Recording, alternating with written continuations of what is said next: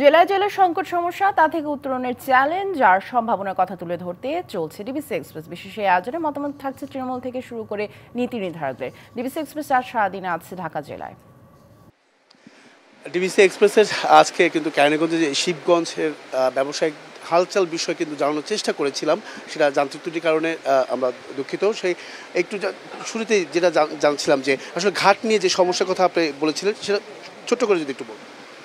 ঘাটের সমস্যা এখন আমরা এই ঘাটটাই আমাদের মূল বড় সমস্যা। এখন আমরা সমিতির মাধ্যমে চেষ্টা করতেছি যে ঘাটটা কীভাবে পুনরুদ্ধার করা যায়, এবং আমার একটা আহ্বান থাকবে সরকারের প্রতি, বর্তমান সরকারের প্রতি, আমাদের এই ঘাটটা যেন পুনরায় আগে সাবেক জায়গায় যেন নিয়ে গেলে আমরা এই ব্যবসা এলাকার প্রায় 8 থেকে 10 লক্ষ লোক আমরা উপকৃত হব।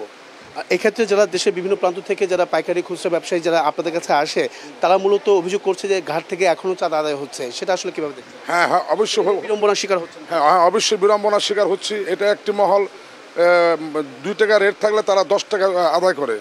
এই ধরনের জুলুম অত্যাচার অবশ্যই একটা সিন্ডিকেটের মাধ্যমে হচ্ছে। এটা আমরা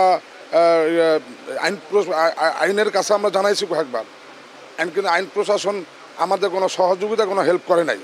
ধন্যবাদ, পরে আসবো আপনার কাছে। আপনি একটু জানতে চাই আর কি ধরনের সমস্যা আছে? আমরা তো 5ই আগস্টের আগে প্রচুর সমস্যায় ছিলাম। হাজী আনোয়ার আসার পরে আমরা এখন কি সমস্যা ভুগতেছি? আমরা এখন কোনো সমস্যা নাই, ফুটপাত আমাদের উৎখাত করে দিছে। এখন আপনার কাছে একটু জানতে চাই কি ধরনের সমস্যা আসলে পড়তে হয়? আমাদের বর্তমানে সমস্যা, বড় সমস্যা বিদ্যুৎ প্লাস ঘাট, এই দুইটা হলো আমাদের সবচেয়ে সমস্যা। এলাকাটা আমাদের ধ্বংস হয়ে যেতেছে এই ঘাটের জন্য, বুঝছেন। ঘাটে আমাদের মকসল থেকে কাস্টমার আসলে এই কাস্টমারগুলা যেন লগা অত্যাচার হয় আর কি। ওই যে যেমন 50 টাকা দেন, 100 টাকা দেন ছোট্ট একটা ঘাটটি নিলে। তো এই সমস্যাটা আমরা সমাধান চাই, পরিত্রাণ চাই, এই সমস্যা থেকে পরিত্রাণ চাই। আপনার কাছে একটু জানতে চাই।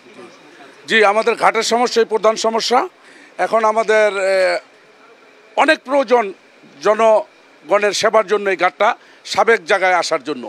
যদি এটা আসে তাহলে আমরা অনেক উপকৃত হব। অসংখ্য ধন্যবাদ। শুনছিলেন ব্যবসায়ীদের মুখ থেকে তাদের যে গুরুত্বপূর্ণ যে প্রধান সমস্যা, সেই সমস্যাগুলো আসলে তুলে ধরার চেষ্টা করেছেন। এর পাশাপাশি পরবর্তী সংবাদ বিকেল 5টা থাকছে ভিন্ন কোনো জায়গা থেকে নানা সমস্যা, নাগরিকদের যে সমস্যার সমাধান, সেসব বিষয় তুলে ধরার চেষ্টা করব। সঙ্গে থাকুন ডিবিসি এক্সপ্রেসে।